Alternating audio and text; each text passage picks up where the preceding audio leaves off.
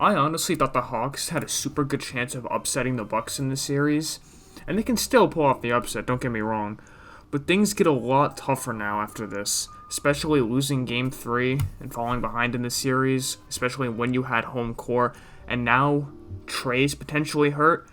It's going to be a lot harder to win this series, especially in a game that was as winnable as this, a game where they had a 15-point lead in the first quarter, and they ended up losing. Now, to be fair, I didn't actually watch much of the first quarter. I was in the middle of something else. But I saw pretty much everything after that. And the first thing I really noticed was the defense on Giannis. It just flat out wasn't good enough. Now, for most, or maybe the entirety of this game, I don't think the Bucks ran any Giannis at center. They may have for a little bit, but I can't really remember. So, that pretty much caused the Hawks to have John Collins or Capella on Giannis at all times, which, I mean, neither of those guys could keep up with Giannis at all. When the Bucks ran Brook Lopez with Giannis, it was mainly Collins on Giannis, and then Capella on Lopez, and Giannis would just post up Collins, and it was just easy buckets every time. He would just overpower him, he'd go to that spin move, and it was either a bucket or free throws pretty much every time. When the Bucks ran with Bobby Portis, a lot of the times it ended up being Capella that ended up on Giannis, and Capella is a much better defender, but he just does not have the speed to keep up with Giannis, and there were so many times where Giannis would just post up or ISO and just go to that quick first step and get all the way to the rim pretty much with ease. The defense was just super bad in this game. I know Giannis is a super tough guy to guard, but I mean, there was not even any help defense being played. The wall that the Hawks tried to build was just not good enough throughout this game, and it allowed Giannis to have too many easy baskets. Honestly, the defender who had the most success guarding Giannis was actually Okongwu. He was really good in this game. He didn't play all that much, and he hasn't played all that much throughout the season, but his length and his ability to defend bothered Giannis way more than Collins, Gallinari, or Capella pretty much ever did throughout this game.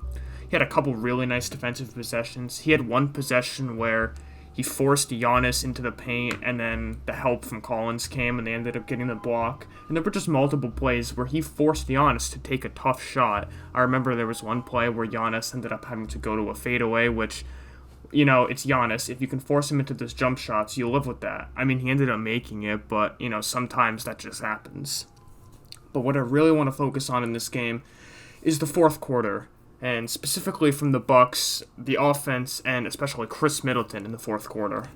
My God, he was incredible. That's the Chris Middleton that we've been waiting to see pretty much throughout this entire series, and many times throughout these playoffs.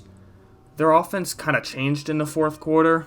Like I said, the first three quarters, it was mainly Giannis ISOs and Giannis post-ups, and they ended up going away from that in the fourth quarter, which I didn't like, because why would you take the ball out of your best player's hands? I know you're scared of, him potentially getting fouled or stuff like that, but I would still like to see Giannis get the ball. But Middleton turned up, and he made it look like this was the smartest decision the Bucks have ever made. I think he scored 20 points in the fourth quarter. He hit 5 straight threes. It was crazy to watch.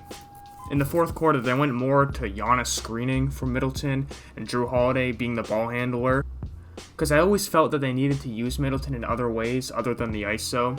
That's kind of the Budenholzer special. Whenever they need a basket, it's just Chris Middleton ISO. And don't get me wrong, Chris Middleton's a very good ISO player, but when his entire game pretty much revolves around taking and making tough shots, you get those games where he's just not hitting them, especially because I don't think Chris Middleton is the shot maker of sometimes he attempts the shots that you'd see a Kevin Durant, with Jason Tatum, a Devin Booker attempts, with those fadeaways. And Chris Middleton obviously is really good. He showed it in his fourth quarter. But I always wanted him to get more involved in other ways than the ISO. And I think that really helped his game in the fourth quarter. The other guy that was getting the ball a lot as the ball handler was Jrue Holiday. And Jrue Holiday's had his ups and downs this playoffs. He was really good defensively in this game. He pretty much did all he could on Trae Young, but Trae Young is kind of a beast, and we'll get to the defense on Trae Young in a second, but offensively, he just hasn't really been there. The three-point shot has completely left him. He hasn't been able to really get inside and finish. it's just been a struggle. But I mean, he's so valuable everywhere else that he's still a really impactful player to this team. But I think if the Bucks really want a chance to win that championship, Jrue Holiday is going to need to help out Giannis and Middleton on the offensive end. So as for the defense on Trae Young, it was mainly just switching every pick and roll, which, I mean, Trae Young had 40, so apparently that didn't work very well. But a lot of possessions, it was actually Giannis stepping up on Trae Young, which is something that really hasn't been done that much this series. And that was probably their best defense on Trae Young today, because whenever it was Brook Lopez defending the pick and roll, it was a nightmare to watch. Because when Brook Lopez was guarding, they weren't going with the switch, because what is Brook Lopez going to do on Trae Young? So it was mainly Jrue Holiday trying to fight over those screens, and while he did an okay job, Brook Lopez was just playing so far back that either Trae Young could just basically walk into an open three, or basically drive and throw up a lob, because Brook Lopez is not bothering the ball handler. He's only guarding the rim. He's only guarding that Trae Young floater. And he even didn't do a good job of that, because Trae Young still got to that shot many times. Their best chance was really when Giannis was guarding the screener, because he could step up. He is a much better defender, a much more agile defender than Brook Lopez, so he could bother Trae Young a bit more. The problem was, like I said, they didn't run much Giannis at center, specifically because of the big man lineup of the Hawks, because this isn't like the Brooklyn Nets, where they're pretty much small all the time. They have John Collins and Capella on the floor pretty much at all times, which are two big guys who were great on the offensive glass, so it's harder to run with Giannis at the center. Especially offensively, the team was better when they ran with two bigs, because it allowed John Collins to be the main defender on Giannis, and like I said, he was pretty much abusing Collins throughout this game. Now, I think the biggest story coming out of this game will obviously be the Trae Young injury, and how much that's going to impact him for the rest of the series, because he was pretty dominant this entire game, like I said, and then he rolls his ankle, leaves the game, comes back, and then was just kind of there.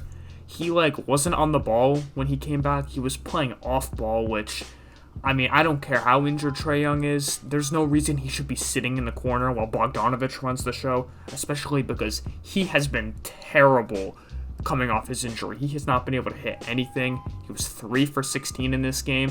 So Trae Young on one leg is probably better for this offense than whatever they ran in that fourth quarter. Because if Trae Young is not going to be able to be explosive, be able to handle the ball in the pick and roll, then this team just has absolutely no chance if their best player is not going to be able to do what he's best at. Especially if Bogdanovich, like I said, continues to struggle.